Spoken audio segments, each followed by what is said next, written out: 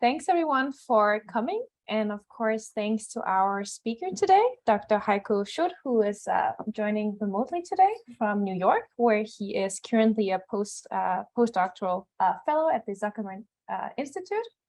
Prior to this, he got his PhD from Tübingen in Germany, and his work is mostly focused on models and methods for vision research. And today he'll be presenting on statistical inference on representational geometries, which should be relevant to a lot of the work that we are doing in this department. So without further ado, thanks for agreeing to do this. And yeah, feel free to go ahead whenever you're ready. Okay, yeah, thanks for the kind introduction, and thank you for having me, and welcome to this tutorial. So yeah, I will be talking about the statistical inference on representational geometries, which is also the title of the most recent paper we wrote on this topic. So this is essentially our improvements for representational similarity analysis, which is the method for comparing representational geometries Nico's lab has been working on for quite a while. And so, yeah, before I go into any more details to get everyone kind of on the same page, I want to start with, like, what is this representational similarity analysis and what do we use that for? So the typical problem we face when we want to use representational similarity analysis is that we have a bunch of different conditions or stimuli, which we presented to brains and got some measurements. And we also have some thing that we want to compare to those things, like a model. Here, it's a caricature of a deep neural network. And essentially, we want to know which of our models is most similar to those brain measurements we got. And crucially, we do not have a direct mapping between those two representations, because if we had that, we could, of course, just transform one into the space of the other and do the comparison there, and wouldn't need anything special. But this is often not the case, right? In most cases, we don't know how our voxels in the brain correspond to features and locations in our deep neural network model. And so for this case is when we use representational similarity analysis. What is RSA? Well, it's a two-step process. First, the measurements on both sides, so for both for the models and for the data, are transformed into the dissimilarities between the different conditions or stimuli. So for each pair, we compute how dissimilar or distant they are in this space. And once we've done that, we've got these rdms, so representational dissimilarity matrices, and they are in a common reference frame, right? Because now the distance between conditions 1 and 2 here should map directly to the distance in those. And we've now got live transcriptions, apparently. Great. And that allows us to directly compare our models to the data.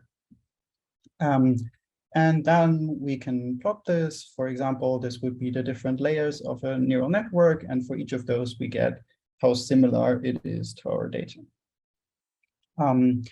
So as I said, this is a two-step process. First, we have computing the dissimilarities between the individual patterns, and this will often depend on how the actual data was acquired. And then there is a second step where we compare these RDMs to each other, where we again have many choices. And very much connected to the second part, we also want to have the actual statistical inference. Things like pairwise comparisons or comparisons against the noise ceiling or against zero, etc. So we want to not only get one number for each model, but crucially, we also want to get our uncertainty about this number. So this is the whole goal, and this is how we can do this comparison. So practically, when would we want to do this? The first criterion somewhat is that we want to have many measurements or features for each stimulus. If we have only a few, then again, we can very easily just look at those individual measures and don't need RSA. And the other part is that, of course, it only works if we care about similarity. If we instead wanted a map from our model to the data or the other way around, this is not the method we should be using. And I listed here just some examples for when RSA could be applied. For example, the DNA N layer comparison is actually something people have done quite a lot in recent years.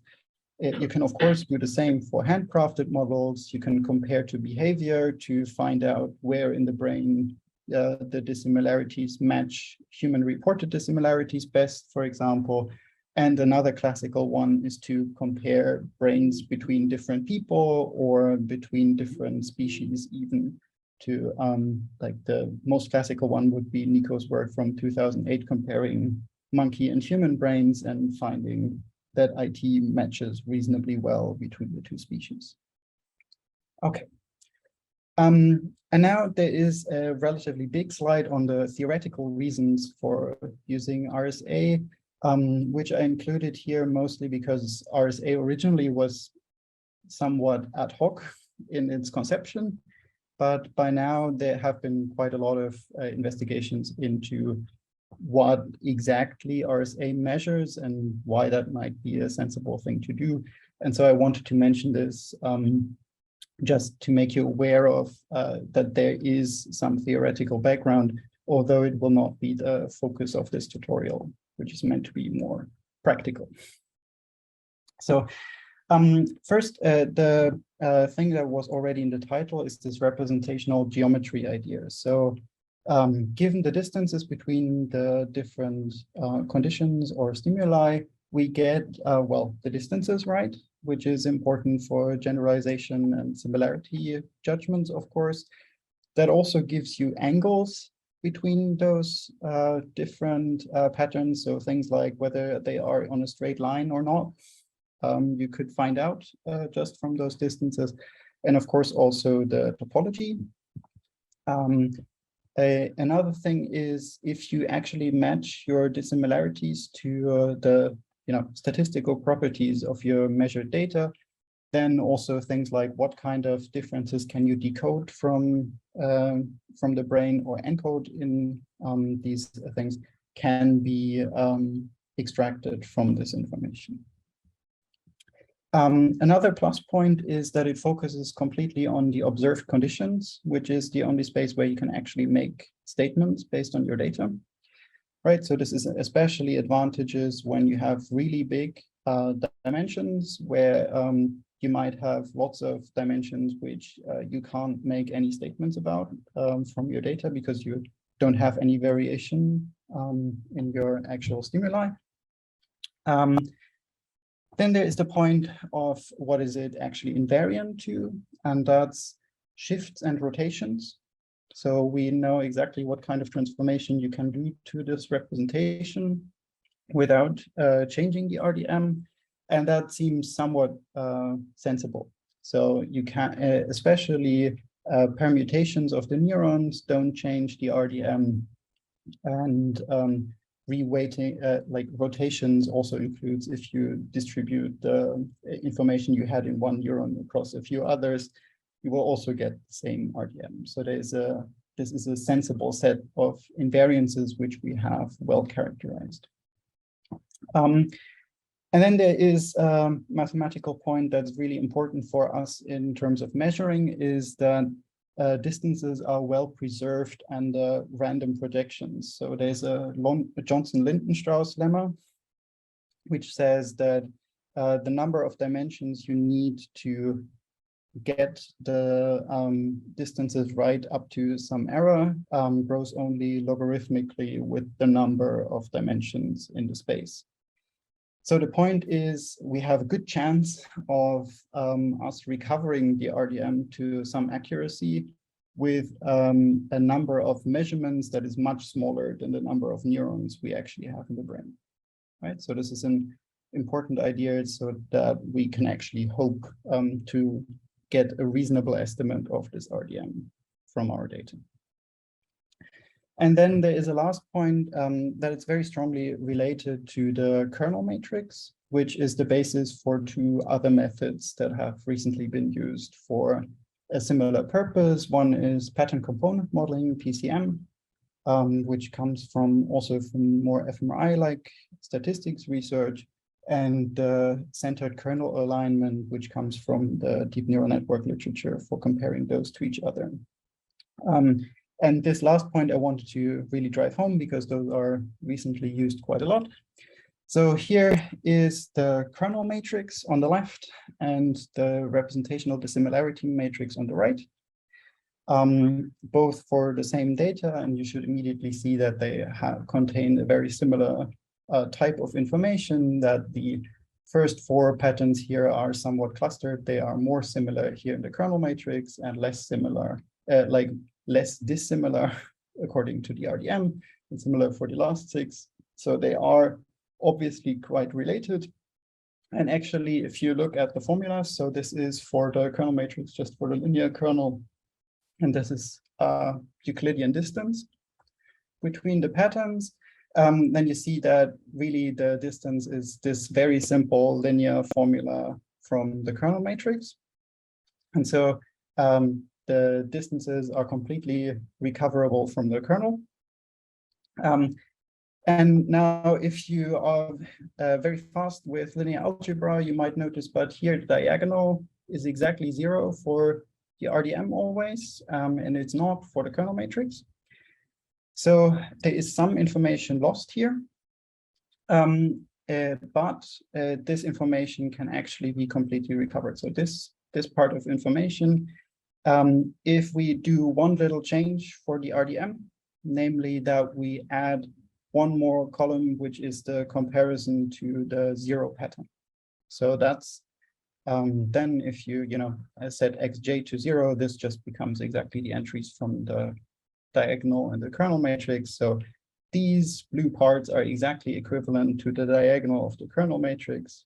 In this way, you would have then a linear mapping between the two, which is invertible, which is about as closely the same thing as you could ever hope for in these kind of analyses. And yeah, just because I forgot to mention this, there are a bunch of other names for the kernel matrix. If you come from different fields, from physics, it would be the Gram matrix. In statistics, it would be the second moment matrix. It's been used much more often than the RDM in mathematics. And so it's important to see that those two are actually very related, and I wouldn't care that much which one you use for the comparison section. Okay.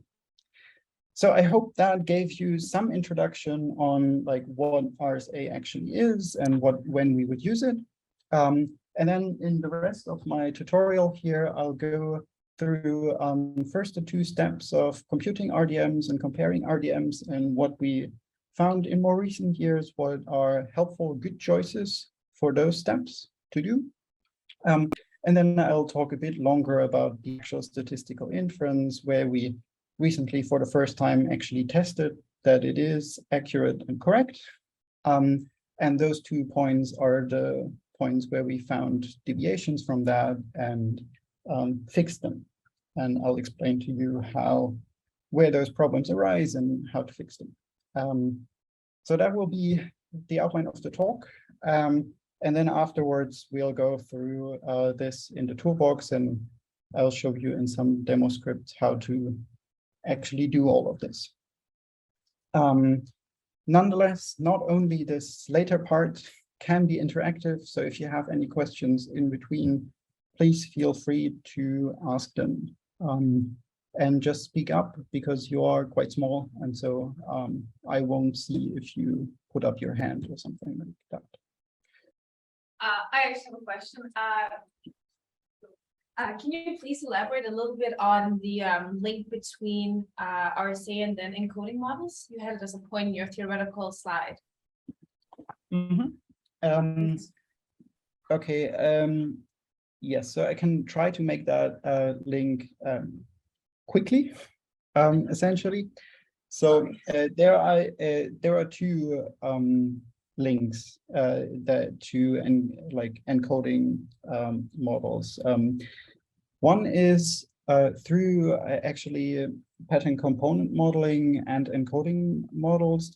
There is actually a nice paper on this part from Jörn Dietrichsen with Nico Kriegskorte on there is some equivalence for a regularized encoding model. So if you just put a 0 mean prior on your weights for the encoding model, the evidence for that becomes PCM effectively. And that is characterized by this matrix here. So the predicted correlations between all your patterns are the same when you use a regularized encoding model, or whether you directly, like this is the second moment matrix of those predictions. And so this is one link, is this, once you have the regularization, this is the evidence. Yeah, so the one, the prediction without fitting the models corresponds exactly to this. And the other part is there is a like this is, I had it mostly for the just right, like this part here for encoding and decoding. This is actually easier to see perhaps for decoding, even just if you have all the like if your distances encode how confusable all pairs of stimuli are, then for like you can always extract how well you can decode which stimulus it is from a given pattern. And you can also put a limit then by inverting this effectively on the encoding models as well for and that's then for an arbitrary mapping from stimulus space to this subspace spanned by the stimuli. Oh, well, you can recreate that. Did that make sense? Yes, thank you. Great. There's a you can hear you. There's a follow-up question, I think. Is there any work on how does the data that you look at affect the similarity? So basically, how much data is enough to accurately characterize a surface? And similarly, maybe I'll give an example. What if you're trying to work on the visual cortex, and where you have those like motor responses there, like the different conditions are different motor responses. Like your data is way off and what that everybody really cares about. Let me know if I should repeat the question if you can't hear it. So the first part I think I got. The second part is like I didn't fully get, unfortunately. That will, but let me first start answering the first one, and then we can repeat the second one, I think. So the first one was just on how much data you need to accurately estimate those things. We have effectively some direct formulas to transform measurement error on the original patterns into uncertainty about the dissimilarity estimates, at least for like squared Euclidean distances and stuff like this, which we will see a few of actually during this tutorial. So we can directly transform this. The reason why there is no like general recommendation for this is always these things will scale with the size of the noise versus the signal, like the signal to noise ratio in your original data. And that is vastly different for different measurement methods and different cortical areas, etc. So always your estimates for how many measurements you need will scale with how good or bad your original signal is. And so effectively we can give you the scaling laws, like, you know, if your signal to noise ratio is that much worse, how much more data would you have to collect to get equally good dissimilarity estimates. But an absolute cutoff is probably not that sensible just because the signal to noise ratios vary that much. Okay, well, then let's jump in with step one. How do we compute RDMs? Right. These observations come mostly from these two papers by Hamid Neely and Alex Walter, who just ran simulations mostly and tried to find out what kind of dissimilarity measures yield the most reliable results in the inference. And generally, continuous measures are more reliable than any kind of accuracies or things like that. So if we do some kind of decoder, we would use this, the log likelihood ratios or t-values on the discriminants and things like that over things like accuracies. Could you clarify what you mean by continuous measure?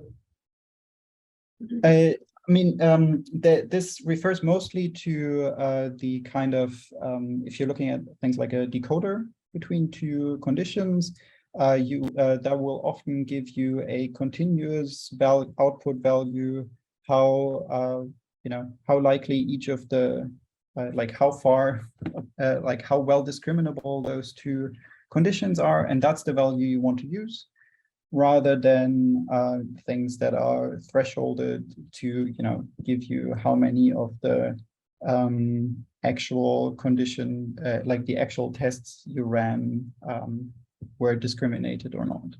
So continuous in the sense of really like it's a real variable, not 3 out of 5 correctly classified. That's all for continuous. Did that answer the question? Yeah, thank you. Great. And then the general recommendation is to follow the noise shape for what kind of distance you use. So for fMRI, what that concretely means for fMRI is that we often assume that it's Gaussian noise just on our data. And then a sensible measure of distance is Mahalanobis or Euclidean distance, and squared or not squared of this. If we were instead looking at spikes, for example, then often the assumption is, we have somewhat Poisson-like noise where the variance grows with the signal, and we can use a symmetrized KL divergence between Poisson distributions, for example, or alternatively transform the data with a variance equalizing transform that would be a square root, and then model it basically as a Gaussian and consequently use the Mahalanobis distance for those data as well. So this is the kind of guiding principle, is if we want to interpret it in terms of these statistical properties, we should use the matching thing for these kind of distributions that we assume. And then the last point on this slide is just the correlation distance has been used a lot, I assume mostly because Nico used it in his very early work, but there is not really a corresponding noise to the correlation distance. So there's not a really good theoretical reason to use that particular one, actually. And now there are two points. Yeah. For models, what should we use for like deepness? Right? So like computing an RDM for the brain and an RDM for the model, right? Yes. We have an assumption about the noise of the model. What do we do there? In principle, it's like you could use some noise assumptions in your model too. Almost always people just use Euclidean distances and just don't make any assumptions about correlations there. Then the only point to take in mind is to kind of match it to what you're doing in the model. So if you're using squared Euclidean distances in the model, then you should probably use the squared Euclidean or Mahalanobis distance in the data, and the unsquared one, then do it on both sides, because otherwise the scaling will be off either way. But that's it's just Euclidean distances in the model space. Yeah, I mean, maybe one thing I should say is in model space, you could have similar considerations. So if you're saying, for example, the actual scalings of my features are meaningless anyway, you could do things like normalizing your features first, or using a cosine similarity instead of a Euclidean distance or something like that. And that can be sensible, but it should again then match what your assumptions are about what about your model features then is sensible and meaningful, and what is not. Does that make sense? Yes. I guess a follow-up on it. I mean, one other strategy that I think some people use is using some sort of transfer function to map the model activation to somewhat of a similar measurement as, let's say, the brain, and then sort of use that as a basis for comparison. You sort of create like an fMRI light signal from the model, and then you compute the RDM on that. Yes. Yes, and that is actually one of the main reasons why people have then flexible models, which we'll talk about much later in this tutorial. But it's, yeah, this is like, this would be one common way of giving your model more flexibility effectively to match the data, is to have some mapping that first transforms your model data in some way, which you assume is similar to the distortions your measurement, like your fMRI, applies to the original neural firing rates. Right? That would be the idea, that you want to match this in your model, and then you'll have some transformation. If you do that, then definitely I would just recommend to use the same measure of dissimilarity in this output space as you do in your data. Right? Yeah. Okay. Great. So there, as I want to say, there are two more things that recently came, a couple of years ago by now, came into the front as important for calculating those RDMs. The first one is taking covariances into account. So what is shown here is assumed there at the start, that would be the true average response pattern, just in 2D here, and then we have some noise distribution around this. And then the point is, although these red and blue stars are equally far away from the black one in this 2D space, we would probably want to say that the blue star is closer to the black one, for essentially two reasons. One is to improve the reliability of the distance estimates, right? So dimensions like this one, where the spread is very large, if we downweigh those, we will get a more reliable number out of our dissimilarity calculation. And the other thing is to improve statistical interpretations, right? So if we want to interpret dissimilarity as something like, how easily could I confuse those two patterns? How often would they be misclassified? Then of course, the black and the blue one are more similar to each other than the black and the red one. So how do we do this? This is the formula actually for what is called the Mahalanobis distance. So effectively, this x minus xj minus xj transpose times xi minus xj, that would be the normal Euclidean distance, this inner product. And we essentially just scale everything here in the middle with the precision matrix, so the inverse of the covariance matrix of the noise. And this can be rewritten by a transformation, this minus a half here, yeah, so this matrix square root inverse for just to the individual patterns.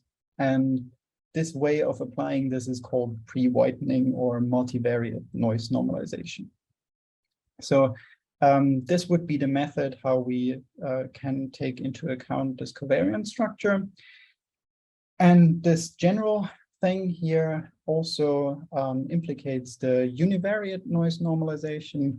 So that's the same thing, just with a diagonal matrix here, which then just scales individual measurement channels up and down corresponding to their variance of the noise there. So this is already covered, and then it's really just dividing by the square root of the variance, so dividing by the standard deviation, right? Whichever one we want to use here, we need, of course, some estimate of the noise covariance, right? So where do we get this from? There are essentially two ways. One, which is common, the first one is common for fMRI, where you have first solve a big GLM to estimate your pattern activations. And then you can use the residuals of this GLM to estimate how strongly the different voxels are correlated to each other. Or alternatively, if you just have many measurements for each of your individual patterns or conditions here, then you can also use the deviations of the mean of these measurements to get your noise covariance, which is theoretically slightly closer to what you would actually want. But both of those are valid estimates of the noise covariance you can use. And last but not least, there is an important part in this procedure, which is called shrinkage. So if you just take the noise covariance from this, usually you will be very far off from the true covariance matrix. This is due to just limits on the data. This is number of stimuli by number of stimuli, number of voxels by number of voxels kind of matrix here. And usually we just don't have enough data to estimate this properly. So these shrinkage estimates produce a far more stable estimate of this covariance, which has a smaller error and, very importantly, always yields an invertible matrix, for which is really important because that's really what we are plugging into our formulas here on the left. So this is an important step. It's essentially just a few formulas to transform your estimate, but this makes this, turns this from almost completely random numbers to something sensible. So please keep that in mind. Okay, the second part for estimating RDMs I wanted to mention is that there is a distance estimation bias. And this comes from just the fact that distances are always positive. So if we, for example, just take this one black star here, just with a completely isotropic noise around it, and draw two samples from it, they will have some distance to each other, right? So even if the true underlying patterns are completely the same, if I add noise to both, they will then have some positive distance, right? And that will mean that always noisy points of this will yield a positively biased estimate for the distance between the 2 points. And of course, larger noise yields larger bias, okay? We can even write down formulas for this. Effectively, the bias here in the squared Euclidean distance scales just exactly with the variance of this, of the original distance estimate here. Could you clarify why there's always a positive bias for distance? Because like if we have noise, they can move the 2 points even closer, right? Yeah. In principle, they can be closer. effectively, what you get is, if you assume, let's assume these 2 points are actually the true points, yeah, then along this one dimension here, where they are different, this one direction, you'll actually get an unbiased part effectively, right? Like you're sometimes further apart, sometimes closer together, but along all other dimensions, you just randomly displacing them will just increase the distance. And it's just, yeah, it turns out that it's exactly this formula. After relatively boring math, you can just calculate what this bias is. It's easiest to see, I think, really for zero distance things, because then it's clear that the true distance is 0, and there are definitely cases that happen due to the noise that produce a positive distance, and then the average of all of those will also be a positive number. And so at least for zero distance things, it should be immediately clear that it's truly, there must be a positive bias for all of those estimates. And for the other ones, it just turns out for these squared Euclidean distances, it's actually always it's a constant offset. So the true distance doesn't matter for the amount of bias you get. But that's just, that is, you see by formally solving these equations, I think, is the way to see that. Okay. And yeah, this estimation bias could be reasonably fine if it was the same for all the distances, right? Then we just have an offset in our RDM, and if we correlate them later, that might actually not be that problematic, but it's definitely really problematic if the bias is different for different distances. And when does that happen? Well, first, if we have different variances for different conditions, that can happen quite under many circumstances. Then it would be super problematic because these conditions would then appear more distant from all the others, right? Than they actually are. And of course, if there are covariances between conditions, this mostly happens due to being temporally close, right? So if you have measurements that were always taken in the same order for some reason, then things that are closer in time will often be more correlated and thus less distant, less dissimilar from each other than other conditions. So how do we solve this? The typical answer we give is to use cross-validation.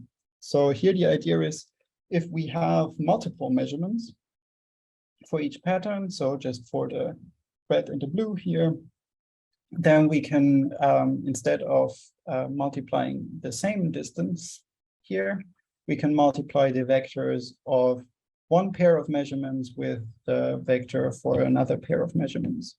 And as long as these two measurements for the patterns are independent, which you can often enforce by just measuring them sufficiently far apart in time, or in separate runs for fMRI, then your distance estimates from this will actually be unbiased. So how does this work? Here it is in formulas, right? So instead of here, this would be the, just taking all the pairs of dissimilarities and multiplying them together. You now here just exclude the ones that come from the same run. And then you get an unbiased estimate. Yeah. As I said, this works to remove the bias if the noise is just zero mean, which is always true in our assumptions and uncorrelated between those runs. Okay, and then there's just a fancy name. We can call this cross-nobis for the cross-validated Mahalanobis distance. Yeah. And of course, this works also without the noise normalization, right? So there could be also a cross-Euclidean distance, basically, where you skip the part about noise normalization. Yeah. For people working with spiking data, it works equally well for the symmetrized KL. There's also a cross-validated version of that.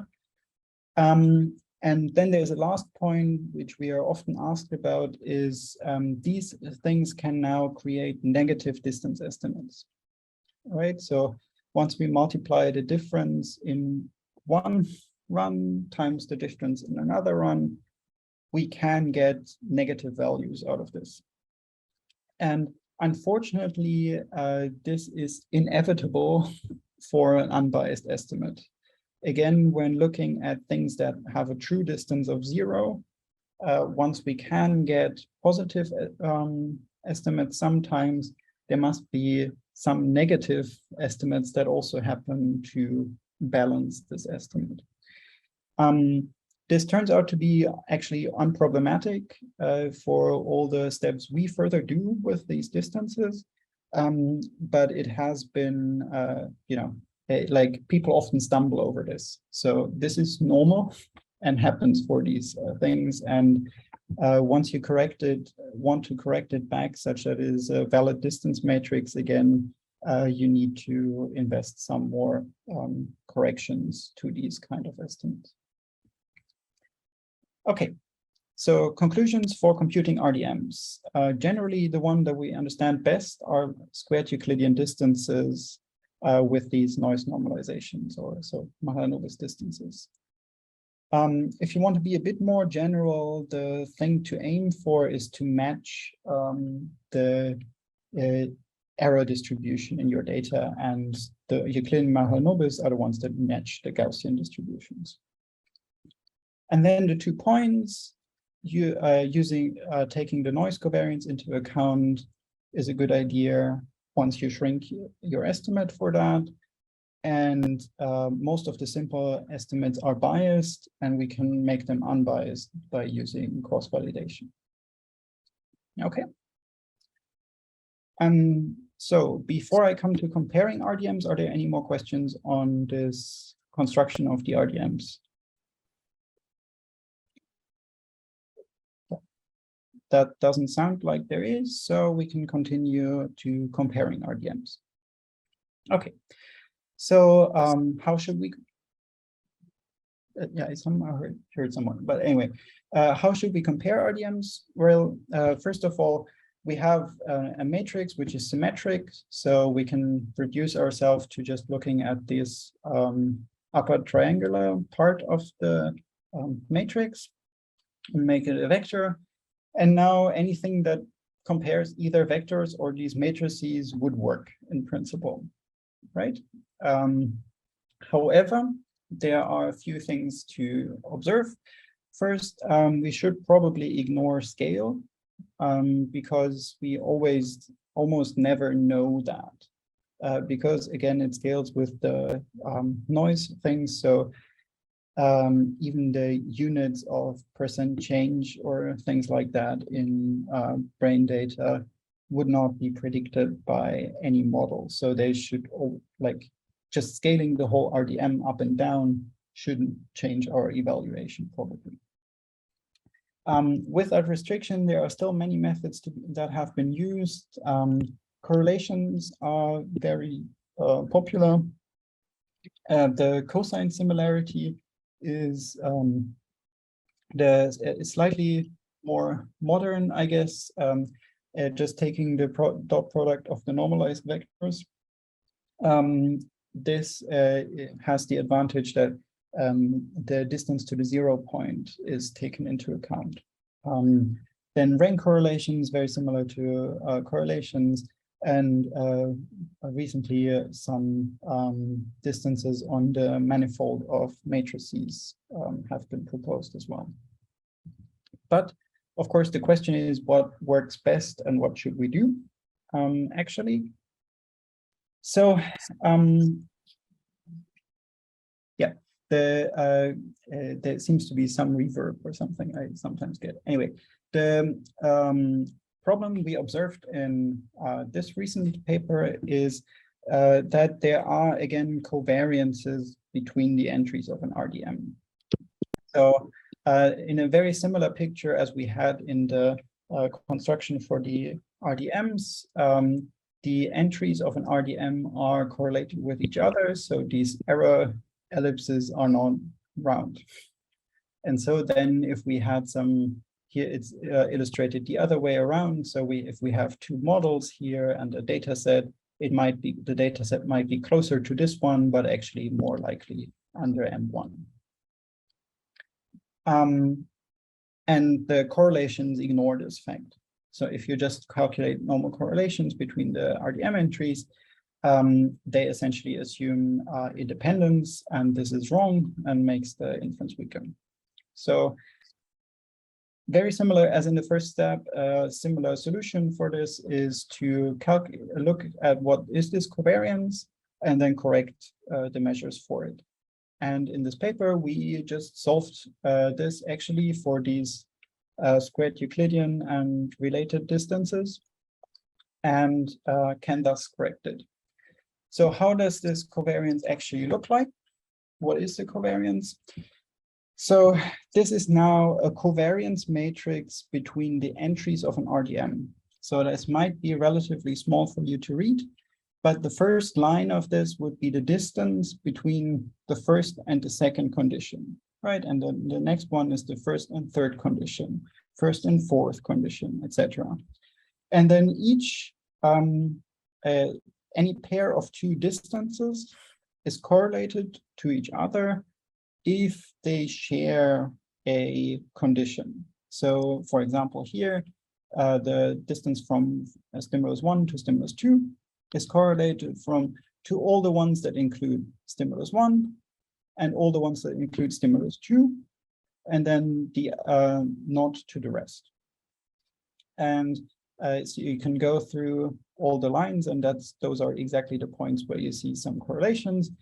This pattern is perhaps even easier to see when you have a larger number of conditions than still, right? Like those would be all the dissimilarities that contain the first stimulus, and they are all correlated to each other. And then the stimulus pair 1, 2 is correlated to everyone in the block 1 and the ones in block 2. And then correspondingly, right, like 1, 3 is correlated to all of those, and then the ones in block 3, and so on and so forth. So this gives you the whole covariance matrix. And nicely enough, in contrast to the part about estimating dissimilarities, this is not an estimate, but we can just compute what it is, even for even if all the original estimates were uncorrelated to each other, right? So we don't need to estimate this anymore. And once you have different variances, it looks a bit more complicated. Okay. Those are the formulas, and I don't want you to go into too much depth for explaining them. But one important part is they have two parts. One, this right one here, depends on the deltas, so on the differences between the patterns actually, while the first part doesn't. So there is an overall part that just comes from the noise. And then there is a part that depends both on the noise size and on the actual difference between the two patterns. And this is true whether or not we are using cross-validation in our estimates. And in fact, maybe as a help for understanding the cross-validation, they are extremely similar. It's just that they scale slightly differently in the amount of this noise. So the ones with cross-validation are slightly more noisy, which makes sense as we are excluding some of the pattern differences from our calculation. Okay. So, and once we have these covariances, yeah, I just said that, we can now then create what we call whitened similarity measures here. For that, we actually ignore the signal dependent part, because that would mean that we need a different covariance matrix for any pair of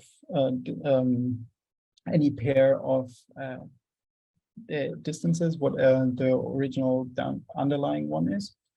And then we can take the cosine similarity and Pearson correlation. So if you have not seen them before, those are the formulas for cosine similarity and correlation in vectorized form, right?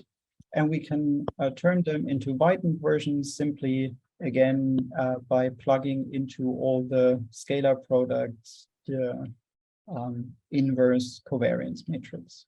So the inverse of the matrix I just showed you. And that creates those whitened versions. And of course, we tested that they are actually better. Yeah. Before I show this one, the whitened thing here is actually exactly equivalent to centered kernel alignment if we assume the IID noise over the stimuli. So for anyone who liked this one before, that one is exactly the same as that. Okay, and if we look at this now, here the dashed lines are always the whitened measures, and the like the continuous lines are the ones without whitening. And you have here plotted how often we select the correct model. So the correct model had the higher evaluation plotted against how much noise we add. Yeah, so we generally see that these whitened measures yield to a higher proportion of correct choices in the model selection. And that is true independent of, like, it actually gets slightly more so the more patterns we have in our data. Okay, so conclusions for RDM comparisons. Distance are correlated if they share a condition, and we can compute exactly how this covariance looks like, and then can use whitening, and that just yields general purpose, slightly better measures of RDM similarity. And if you want to read more on that, read this paper. Okay, and now for the last part on the uncertainty and tests. We will run slightly longer than an hour, I fear, for the talk. Anyway, so our question is, how do we get error bars on our model evaluations, and how can we then use those for tests? There are generally two big approaches that have been used for this step. First one is to just use tests across subjects. So once we have more than one person or one animal measured for our things, we can then use the variance across subjects for testing. And then you can use simple t-tests or rank sum tests or things like that to do your comparisons. And that's completely valid. But the thing you're testing for is whether this will generalize to new subjects. And there is no generalization to new stimuli, although we might often want this.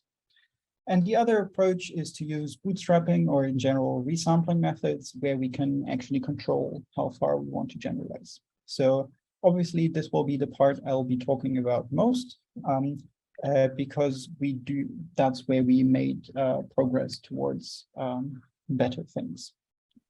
Okay, so to give you an explanation of this, I first want to go through how we actually validated the inference very quickly, because I'll show you intermittently some results of these evaluations to show the point, so you should know where those numbers come from. So to test generalization, we need some population of stimuli and of subjects.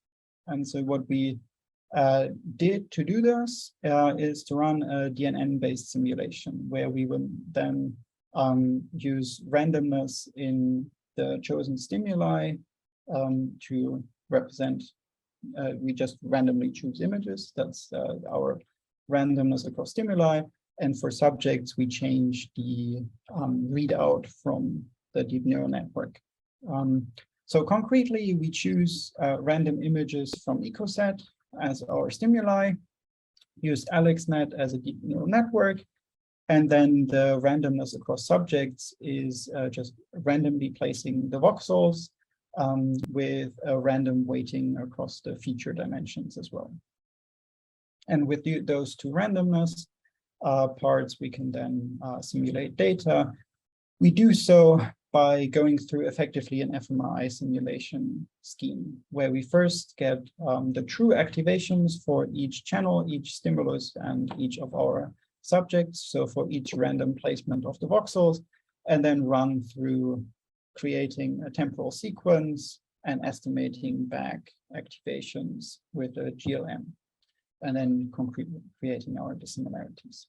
So this is similar to what we think might be the noise in well-measured fMRI data. How did you get subjects here? So the subjects in this case were always a new random sample of voxels in this case. So we just randomly sample where those voxels were placed and how each voxel weights the features.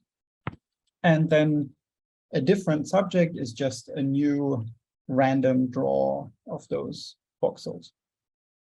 That's all the individual variability we have in here. So I'm not sure what you mean by voxels in the deep net. Like here you have, what's that W? So just to make it really concrete, so for the first channel of the first subject, we will randomly draw a position from this 2D grid, X and Y, and a random weight from 0 to 1 uniform, and then add up from a local average as illustrated here, the feature maps at around this location, add them up, and that gives us the response of that first channel to all the stimuli for the first subject.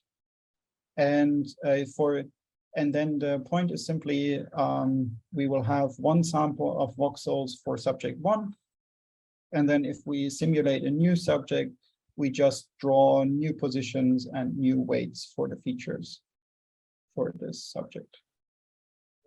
That's all the variation. So there's just a different set of voxels we use effectively. Does that make sense? Yeah. Okay, great. And so once we have this, the measures we used were primarily the relative uncertainty, we call it. So we divide what we get as our standard deviation of the model evaluations from bootstrapping, divided by the actual variance across multiple repeats of our experiment, which we can just run in simulation. And this ratio should be 1 if our method is exactly accurate. And then to measure how good our method is, how powerful, we calculate the signal to noise ratio. So how big is the variance across models? So in our case, the different layers of AlexNet compared to the variance across over repetitions for the different models. Okay, and then we can look at this. So for example, if we just use a condition bootstrap, so we just bootstrap the conditions and actually just vary the conditions. So use the same voxel placements, but change the stimuli, then indeed we end up with ratios here relatively close to 1, at least once we have sufficiently many conditions. And similarly, if we just bootstrap the subjects and just vary the subjects, we again get values that are pretty close to 1 once we have sufficiently many subjects. So this seems to work fairly well for those simple bootstraps. However, we then run into our first problem immediately, namely that if we bootstrap both, so we choose new stimuli and new subjects, we actually get substantially larger bootstrap estimates for our variances and standard deviations than we get actual variation across experiments. So we are substantially over conservative. And this is a factor 1.4 over here is, that's a factor 2 roughly in the number of subjects you would need to get anything significant, etc. Right? So this is a significant error. So how do we fix this? And what's the problem here anyway? It turns out that this has nothing to do with RSA actually, but just with bootstrapping across 2 random factors. What happens essentially is that if you just bootstrap the subjects, right, you also don't get an estimate of variability across the subjects, but you get variability across subjects plus variability due to noise. And similarly, if you do the condition bootstrap, you get variance across stimuli and variance across noise. And then unfortunately, if you simultaneously bootstrap both, you get, well, subject, stimuli, but then actually 3 times the variance across the noise. So more or less once similar to those 2, and then an extra one. And we confirm this in substantial simulations, also ones which have nothing to do with RSA, even just a simple linear sum, this happens. And we can actually go through the math. It's, again, relatively boring math, but you can solve this, and this is indeed true. There are some factors in front of them, like n over n minus 1s, yeah, but this is the formula for this variance estimate you actually get. Now, on the plus side, once we have this kind of formula, we can also create an adjustment which just takes those numbers and produces an estimate that on average has the right variance. And so this is our adjustment for this 2-factor bootstrap. And then, I mean, just by plugging them in, you should see this works out. And if we do this, we then get much smaller deviations from 1 and get essentially as good as for just resampling the stimuli or conditions. So this is the correction for generalization to both subject and stimuli. And now for the last point, I want to quickly talk about flexible models. So those are any models where you have parameters that you fit to the data to match the RDMs better. And why would you want to do this? The main reason is actually, we mentioned this earlier, is that there might be transformations due to the measurement model that we don't know about. So this is illustrated here. So let's first go through what this image shows. These are for the 5 layers of AlexNet and MDS embedding of the RDMs. So these like multiple things of the same size are different random local averaging. So like similar as we had our subject variability in the simulations. And then the size here is the size of the averaging region. And you see that for each of those layers, the RDM does substantially change if you average over larger areas. This is similar to like smoothing your maps before computing differences, right? However, so the RDM changes substantially, and we might not know how big our voxels are in our model space, right? So we want to take this into account. Nonetheless, the models seem to be here fairly well separated, right? So we think we should, if we can construct a model that can produce any of the RDMs along this path, we should be able to find out which model is best fitting, right? And so how do we deal with these kind of flexible models? First of all, yeah, we need these for these measurement models, then when we want to use them. And then we recommend here essentially to just use cross-validation. And then to estimate uncertainty, we run this cross-validation within the Bootstrap. And that seems to work fine first. So let's go through this. So we have, for each RDM, we choose some stimuli as fitting. We choose some fitting subjects.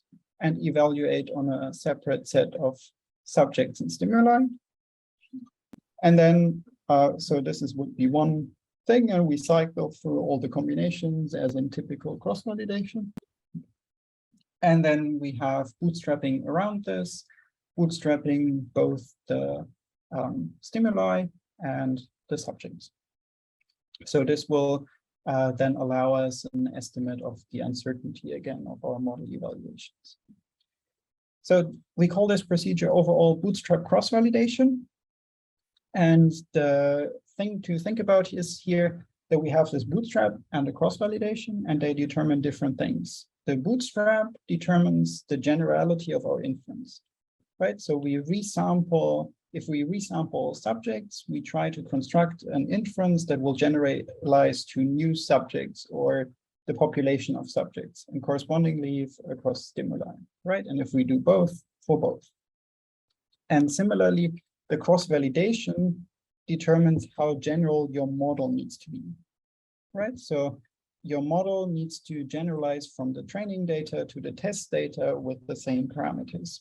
That's what you're enforcing. So if you cross-validate only across subjects, that would mean you have to fit only the same, like you have to fit the same stimuli, but in new subjects again. If you cross-validate only across stimuli, you're allowed to have different weights for different sets of people, but you have to explain other stimuli as well, etc. And essentially, most combinations of these are somewhat sensible and have some application somewhere, and all of them are possible in the toolbox. So, but those are the two things you need to think about. How far do you want your inference to generalize, and how far do you want your models to generalize? And that should determine your choices for bootstrapping and for cross-validation. And now, unfortunately, there is one problem with this procedure, namely that cross-validation causes variance. So this shouldn't be too surprising once you think about it, that if you choose a different permutation of the stimuli, for example, so choose and this changes your cross-validation folds, you will get slightly different numbers for your models. This is not surprising in the first place. However, this is usually a very small fraction of variance that we can safely ignore. Not so in RSA, because in RSA you have an effect of some of the things being ignored. So I illustrate this here for the training and test sets of stimuli. Yeah, the test sets are in red. This is threefold cross-validation for the stimuli.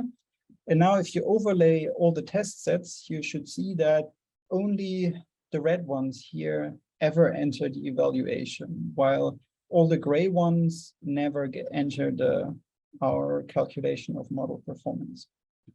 And that's the reason why if you permute the stimuli, these gray regions and red regions will change positions. So a different set of the dissimilarities you estimated will actually enter the model evaluation. And thus this variance component is fairly large in RSA. So one way of solving this would be to just run really many cross-validation random assignments within each bootstrap. And then it would eventually get very small variance and we could ignore it again. However, that would be prohibitively expensive computationally, right? Because for each of those, we already need to run this in each bootstrap sample. So what we can do instead is following these formulas, we can just extrapolate from a few cross-validations and how variable their mean is to and how variable it is for just one cross-validation assignment to infinitely many ones. And yeah, this works fairly well. So what I plot here is if we just have the uncorrected estimates. So this would be how much the variance is compared to the final estimate and the corrected one. And you see, even if you just run two cross-validation random assignments, you can already accurately estimate the variance with many ones. And that's the same value you would converge to if you ran many cross-validations within each fold. And now to decide how many should you actually run, we just plot here what happens to the variance of the variance estimate. So how accurately can we estimate this when we either increase the number of cross-validations here in gray, or if we increase the number of bootstraps, and increasing the number of bootstrap samples works much better. So essentially the recommendation is to use just 2 cross-validation assignments within each bootstrap, and then you run many bootstrap samples to get an accurate estimate of the variance within these things. Yeah, this is here written out. Okay, and now I think I'll actually jump over these, but we did validate this also in both fMRI data and get roughly get quite close matches to what we would expect. And in calcium data, we can recover which brain areas those are and see the exact same effect from the 2-factor bootstrap working better. So this is not just in simulations, but also in resampling data, we see similar results. Okay, and with that, slightly after time, I can conclude for this introduction talk tutorial thing. First, I hope I convinced you somewhat that RSA is a useful method for making these high-dimensional comparisons between brain data and models. To compute the dissimilarities, think of the noise structure and for cross-validation. If you compare RDMs using these whitened measures, yields more reliable inference. And we have these 2 corrections that are necessary if we want to generalize to new subjects and stimuli, or if we want to use flexible models. And all of that is, as we promised, available in the RSA toolbox for you to use. And effectively, I'll now switch to explaining to you how to run the demos.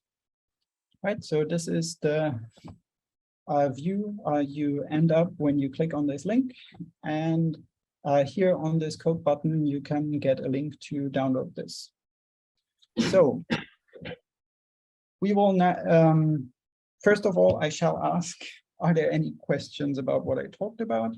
Otherwise I would transition to the demo part.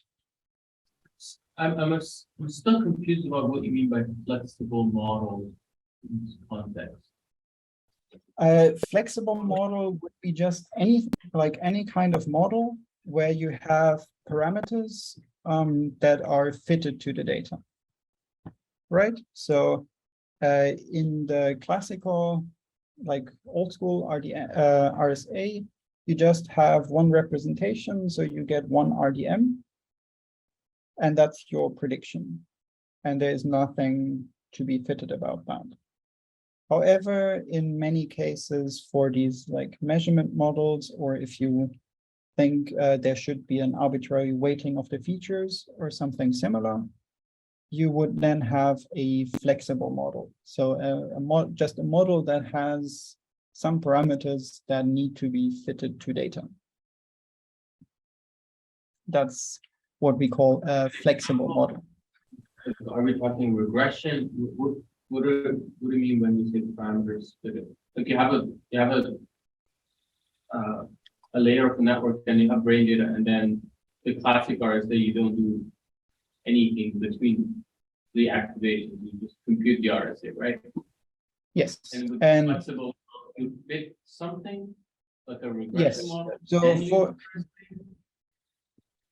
so the 2 perhaps most typical kinds of flexible models here, either you have something like these voxel sizes here, then it's kind of a selection or interpolation model. So you just give a set of RDMs, and the flexibility is choose one of these RDMs, or alternatively are these weighted models. So you have a bunch of RDMs and assume that the RDM in the model is a sum of those RDMs.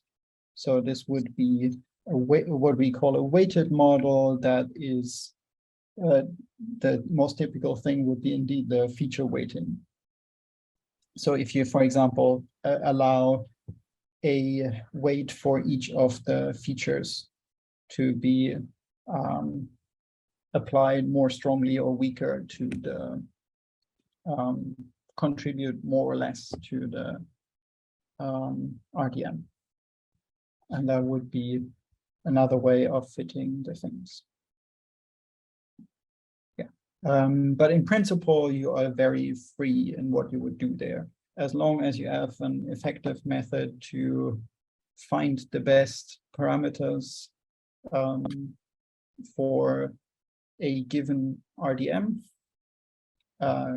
you're good to go. Essentially.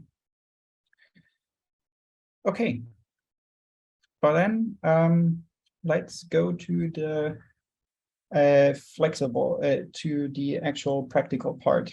I'll just quickly click through the idea how this is implemented in the toolbox, and then we can go over and do this. So to calculate RDMs in the toolbox, you first need to create a dataset object, which lives in this place and is effectively just a NumPy array of the data, measurements by the channels, or so the voxels in MRI, the channels in MEG, the neurons and neural data, and a dictionary of descriptors. So which measurement is which pattern and which names for the channels. And then there is a function that takes such a dataset object as an input and gives you an RDM as an output.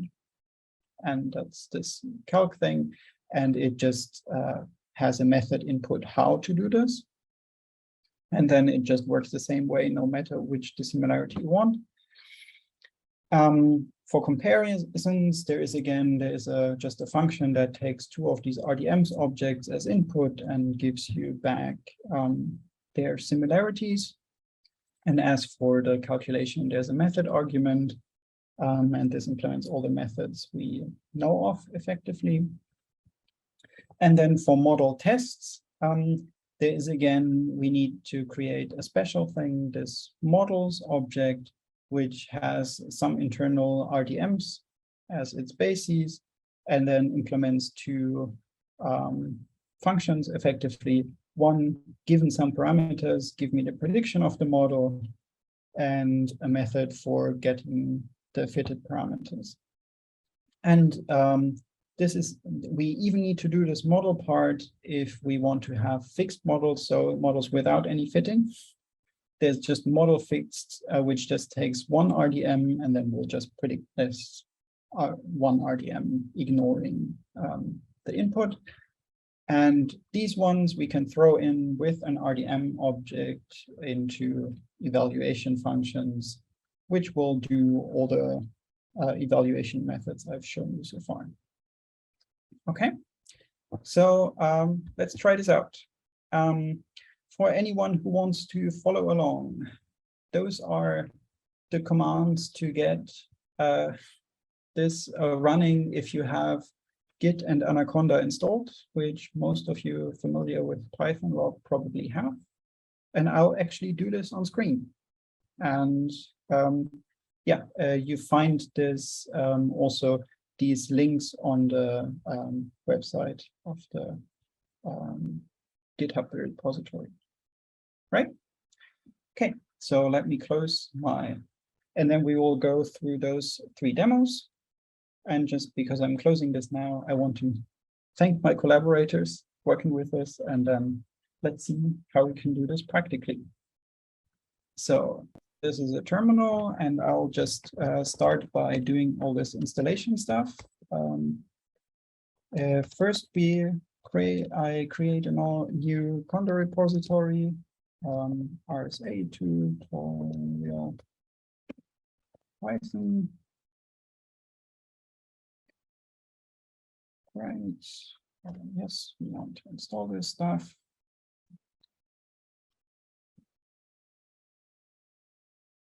Right, and anyone who wants to try can, this should all run on your computers too.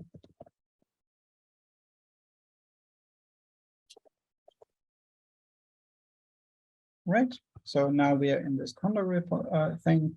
I already typed in the git clone thing, so I have here a thing called rsatoolbox. I change in there and install this.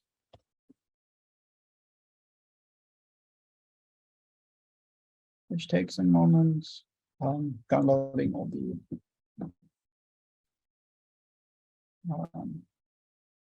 packages.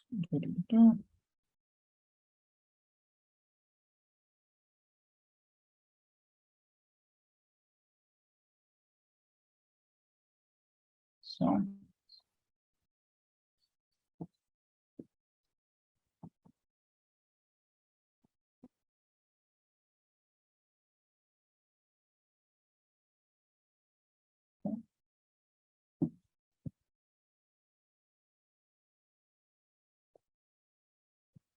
okay.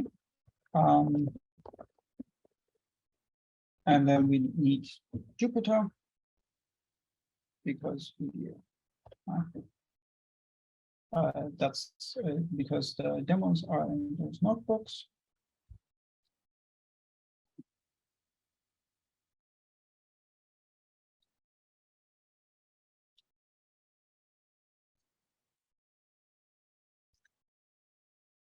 So okay. Is anyone trying to do the same in the room? Yeah, it seems to work so far. Okay, great. And just to great. And Jupyter Notebook.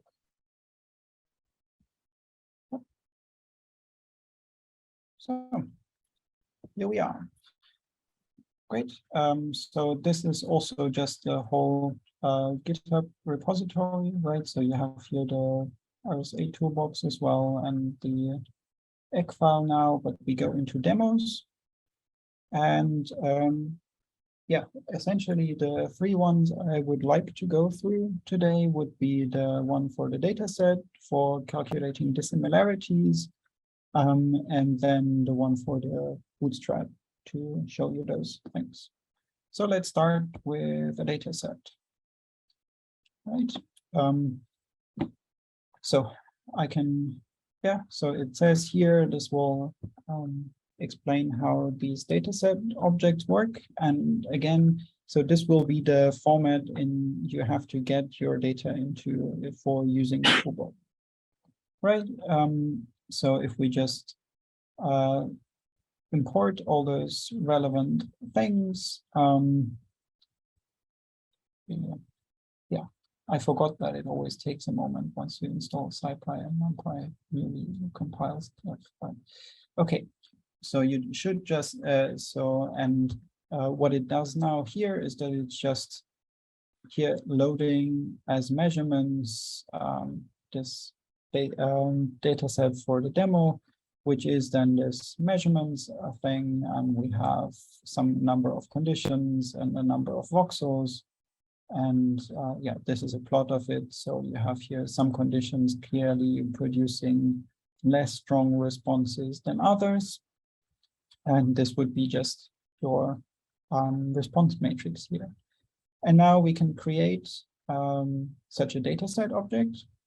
It's also described in text here, but effectively the main command is this one, where we have create this data set from the measurements matrix and the three descriptors.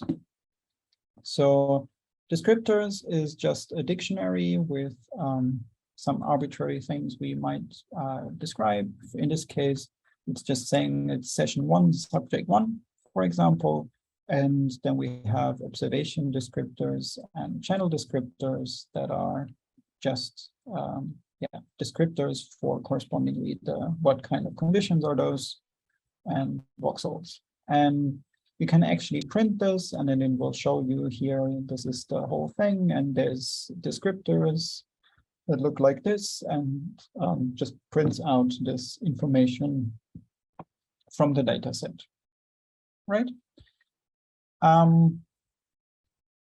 Yeah, and you can then here do things like creating this from random data as well, of course, or subsetting this kind of data. So this is the basic dataset thing.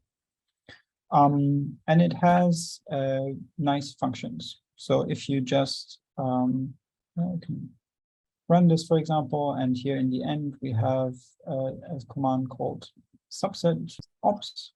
Yeah, and this will select a subset of the observations where you can just say, okay, based on conditions where it's 0, 1, 2, 3, or 4, and it will produce this subset of the data.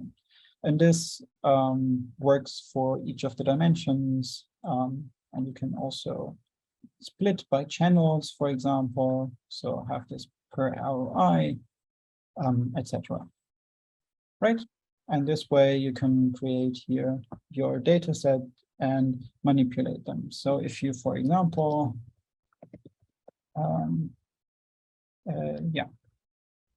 what was it called, for example? Yeah, just data.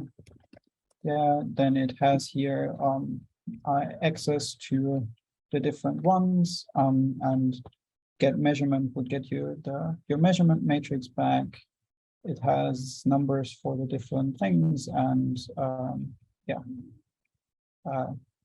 allows you to do all this. It also has save and load commands as well, so you can in principle create those and save and load them to disk as a whole. Okay. So this is the basic dataset structure. Does this make sense, or are there any questions for generating these dataset objects? Okay. Then maybe the only thing is here with the multi-subjects, then usually what we do here is that we make a list of these datasets. So for each, so in this case, once we've run this, right, this is a list of these dataset objects. With a list, and you can then, data 0 will be the first one, and I think in this case there are 5 in total. Okay. Great. So that's already the first one down. So let's look at calculating some dissimilarities, which is probably like a step further. Right. Okay. We can again run this. So in this case, this is basically loading the same kind of data just as a basis for calculating this. And then calculating an RDM is super easy. It's literally like this one calculates the RDM, right? So it just takes the data as an input and then a descriptor to tell it which of the measurements go to which condition or stimulus, right? In this case, we call this cons. And then we can get this. And by default, it does just a normal squared Euclidean distance. And then it says here we have an RDMs object with 1 RDM over 92 conditions with squared Euclidean distance. And it copies over the description of this. So this is how you calculate an RDM. And as is explained here, this has this method argument. Yeah, and we can quickly have a look at this link, which goes to our, well, not existing repo. That's not good. I need to fix this. Okay. But we have a list of these distances. That was embarrassing, but anyway, the point is we can just put in a method argument here, and this will get us correlation distances, for example. And yeah, to get non-squared Euclidean, we actually just use a square root transform of the other one.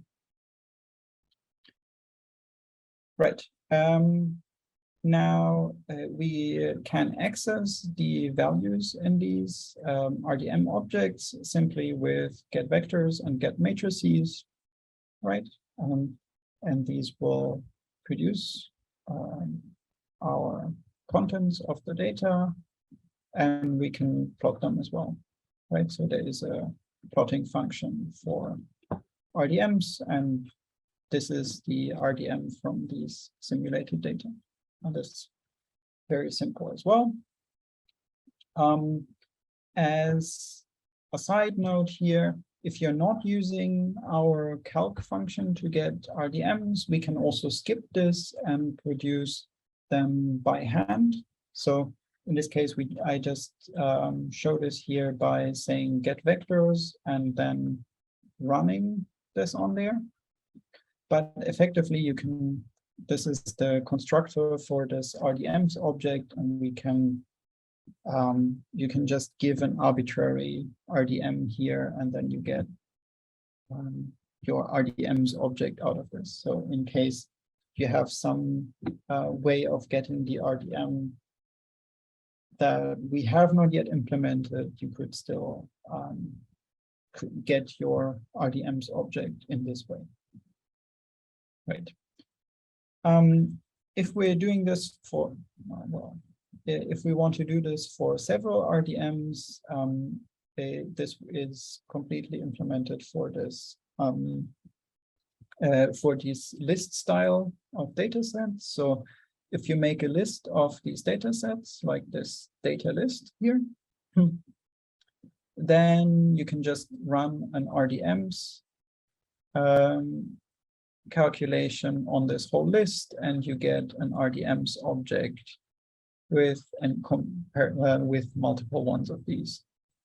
So this would be the way to do this for multiple subjects, and then the nice thing is that in the end you have one object which contains all your RDMs for all your subjects for later evaluations.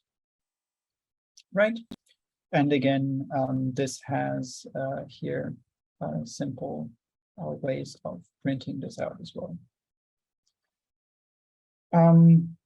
Yeah, similar to the data set, there are subset and subsample actually methods here for the RDMs.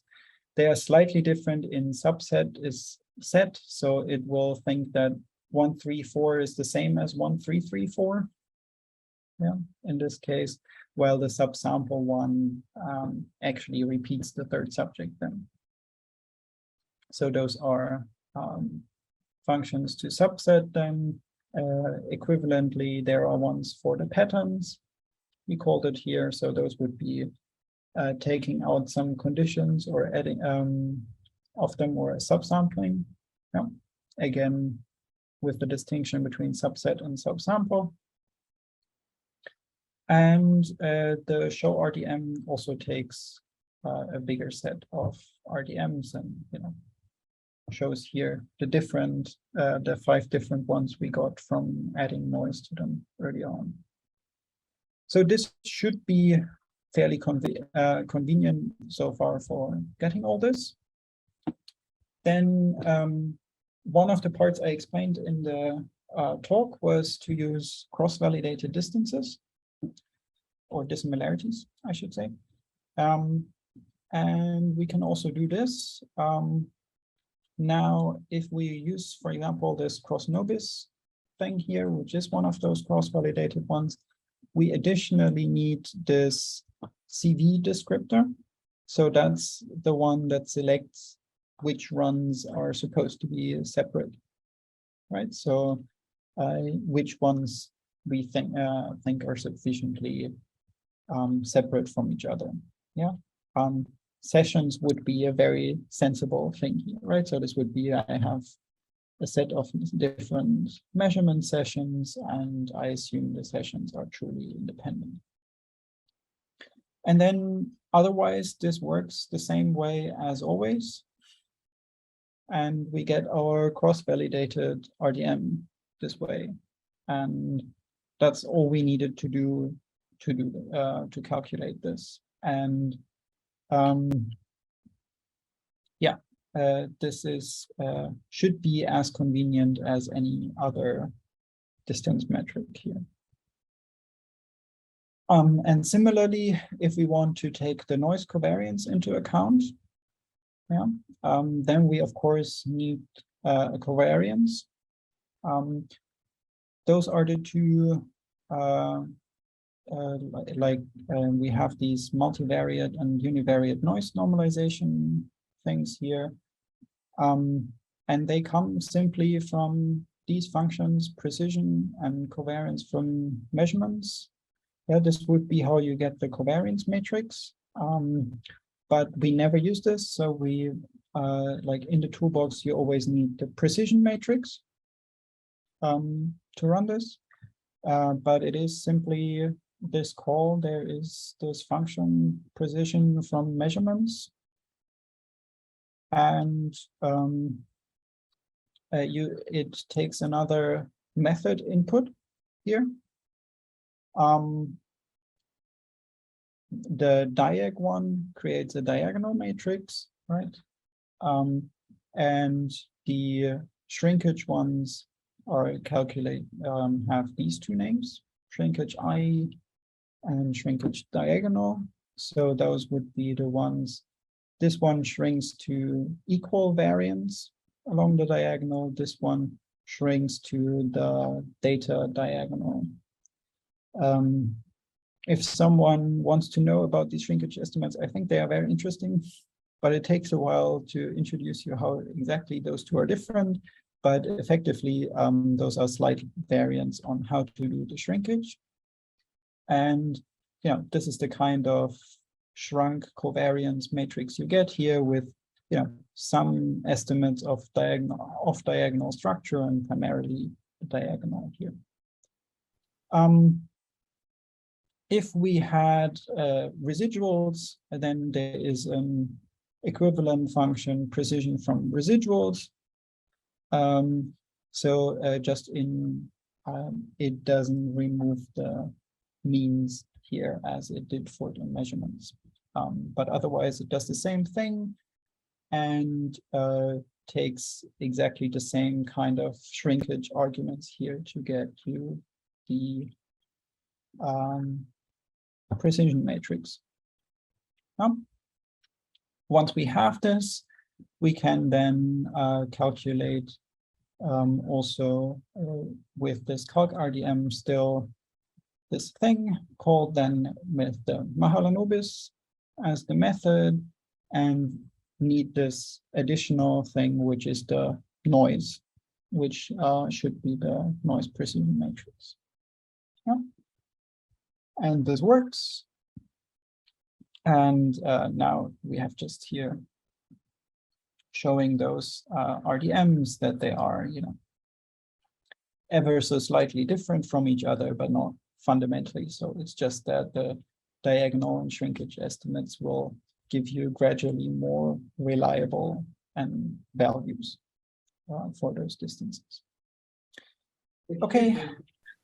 Just a question, the data set here has, let's say, n repetition of each condition.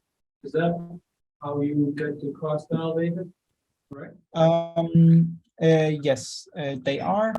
So, I mean, I can How just... do you identify repetition of condition? You have sessions as an indicator? Yeah, so let me maybe, I'll just show you here. So you have, yeah, I mean, it's called data set here. So we can just, right, like it's data set, right? So it's a data set thing, and it has some measurements matrix, right? And then these observation descriptors is what really drives those computations, right? So it has one annotation called cons, where it says, the first one is for condition 0, the second one is for condition 0, third is for condition 0, fourth is for condition 1, and so on and so forth. And then correspondingly, there's this sessions argument, which is 0, 1, 2, 0, 1, 2, 0, 1, 2 in this case, right? So you have one line in this data set object for each of your measurements, annotated with in which session this was measured and which condition it was measured. And that's exactly the two inputs you need for this cross-validation, right? So you then tell this function here, once we do cross-validation, you need the descriptor for like which ones are the conditions, and the cross-validation descriptor to tell it which are the independent measurements. Yeah. Just to say, right, like this dictionary of these annotations is observation descriptors. And we just had to give this originally for creating the data set, right? And essentially any list-like thing with equally many entries as there are measurements in this data set works. That's that's what we need for the data set. And I can just look it up.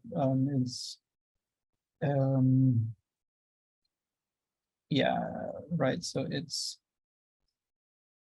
somewhere up here. We actually define the data set.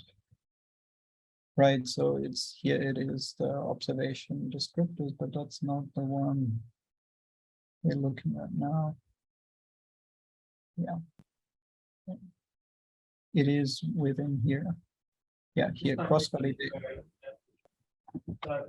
Here it is for the cross-validated dissimilarities, right? It says, conditions here, and then it's just repeating them correspondingly, and then this is where we set the observation descriptors, conditions, sessions, and then pass it as these observation descriptors to the creation of the data set. Yeah, makes sense. Great. Yeah, and then just to say, this works just fine to create these RDMs, and this is with cross-validation. Also, nothing more needs to be done effectively, right?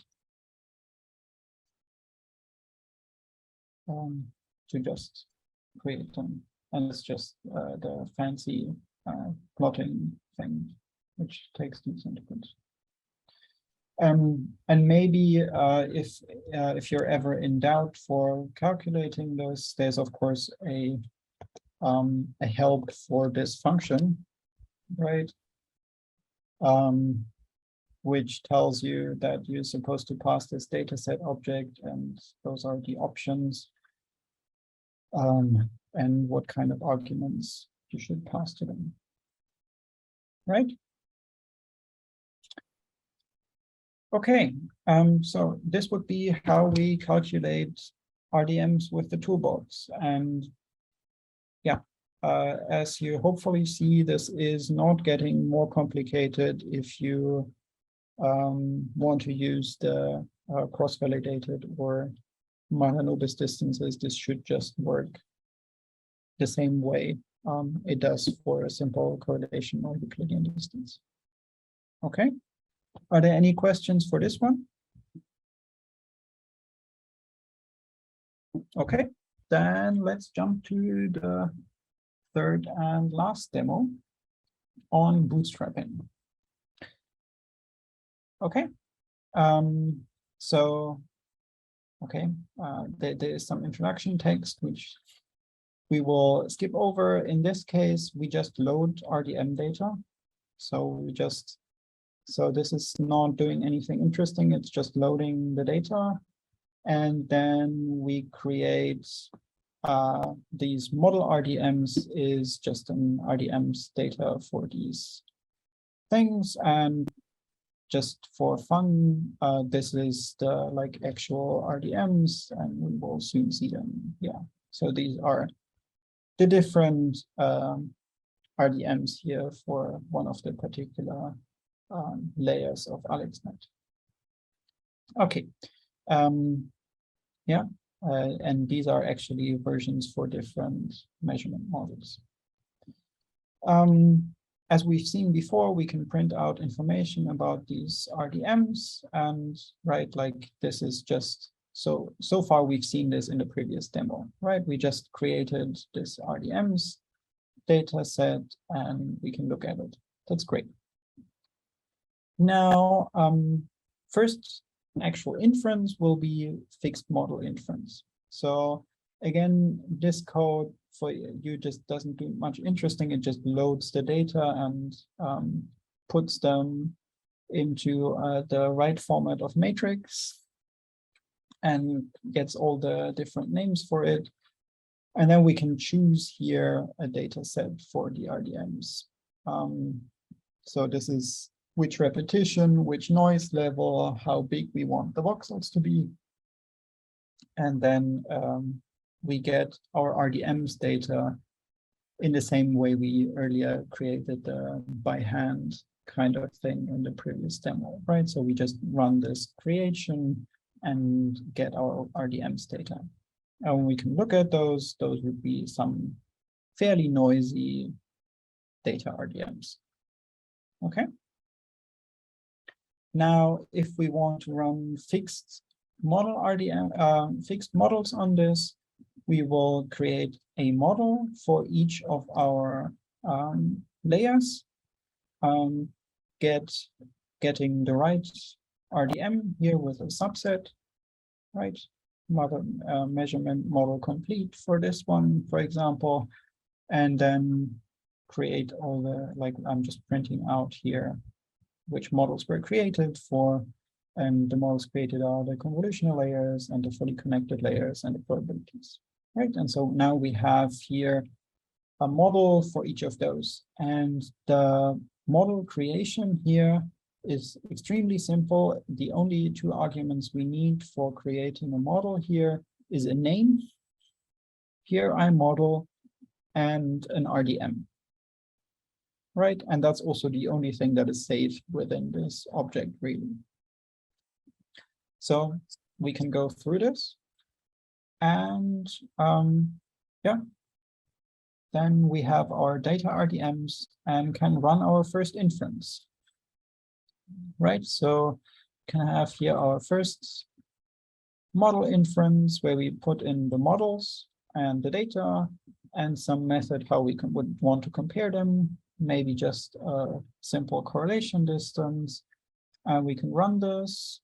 Ta-da, we have a prediction accuracy, right, like measured as the Pearson-R correlation for each of those models, with error bars computed across the different subjects, pairwise comparisons, and error bars and everything. So this is the simplest kind of these inferences. Well, we can also just print those results. This is often asked for, right? So these are evaluations plus minus standard error of measurements and p-values for the two like corner comparisons. In this case, they are all clearly significantly less than the noise ceiling, and some of them are better than 0, right? And as it says here, there are get something functions for these for this object that give you all the information you might want. So the confidence intervals, error bars, means, noise ceiling, standard error of measurements thing here, and test ones for all the tests, tests against the noise ceiling, pairwise tests, and tests against zero. And they just return a matrix of p-values. So in this case, we will just get this matrix of p-values. Okay. So this works as a very simple interface to all these things, and this plot function creates this fairly nice summary plot of that contains all those statistics as well. Okay. And then we can come to bootstrapping. The simplest one would be to use eval bootstrap RDM. So this would be bootstrapping the RDMs, so AKA subjects in this case, right? And we can run this. This now takes a moment because it actually runs through those bootstrap samples, and then produces a plot essentially in the same format as we just had. Now, yeah, and here just in the printout, you should see that these values are extremely similar to those ones, because bootstrapping across RDMs is really relatively boring, because for those the t-tests will actually work fine. So you will get exactly the same kind of things here.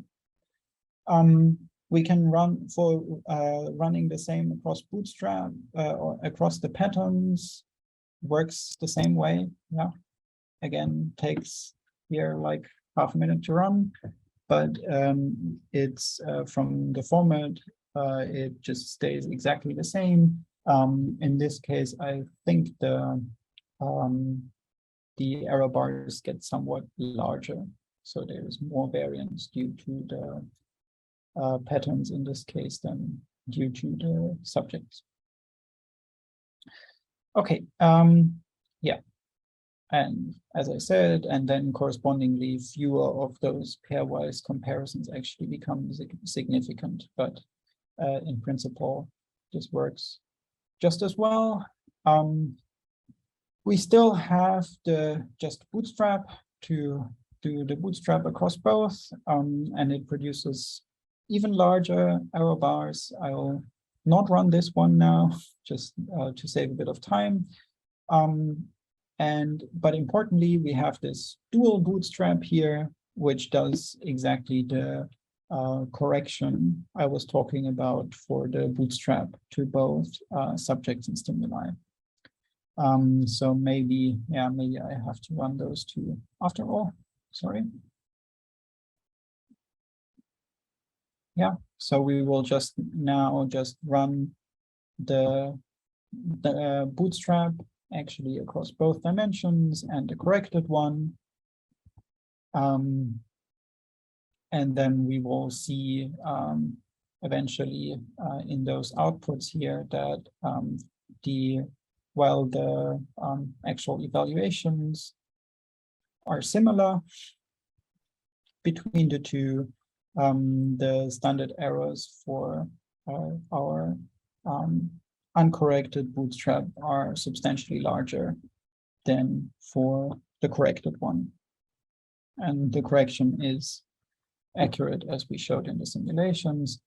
Yeah, unfortunately, that now takes like, well, another minute to run, but you can believe me that those runs are like true. Okay, so this runs the correction for the two bootstrap things. So let's,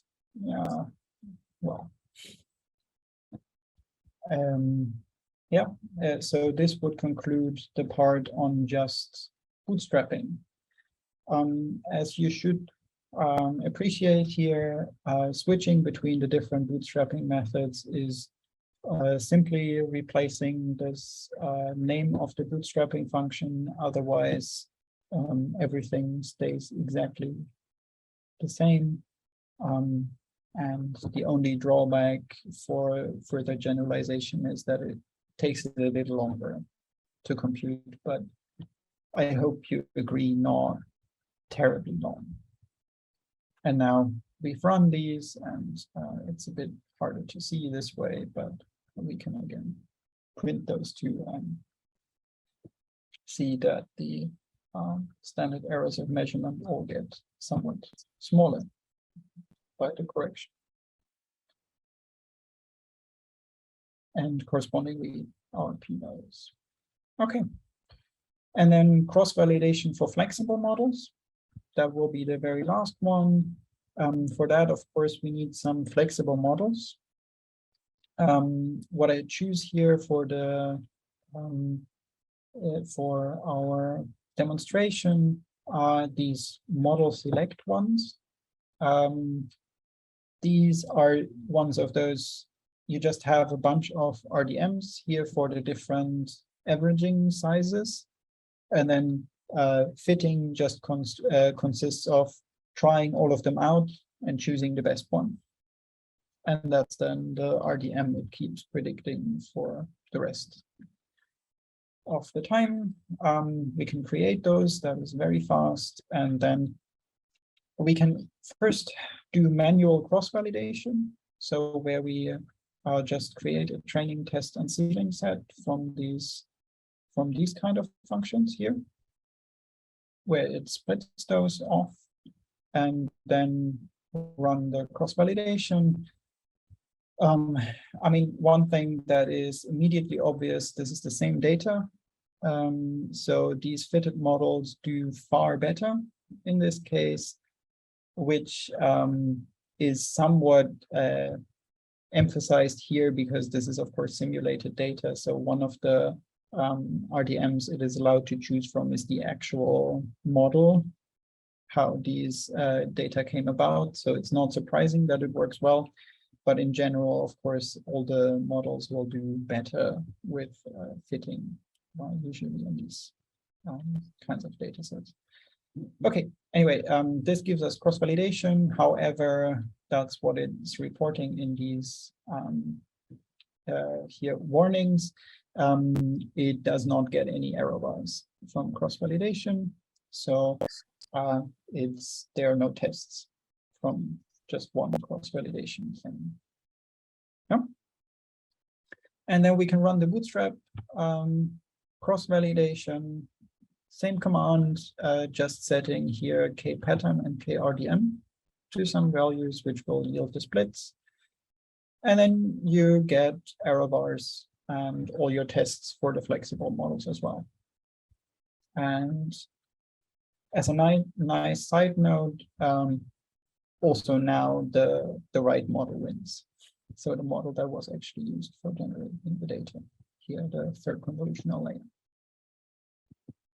And with that, I think I've shown you all the things I mentioned in the tutorial that we were supposed to be able to do, and we can. If you want to see more on how to use the toolbox, there are a couple of more demos with hopefully somewhat helpful names. And we actually have like the yeah, we also have here our yeah, just go to the like our read the docs helps for this, which give you an overview on getting started on how to calculate some RDMs and explanations of all the different dissimilarity metrics, etc. And I hope you'll find everything there you need to know. If you don't, always feel free to write me an email and ask. And with that, I would be done.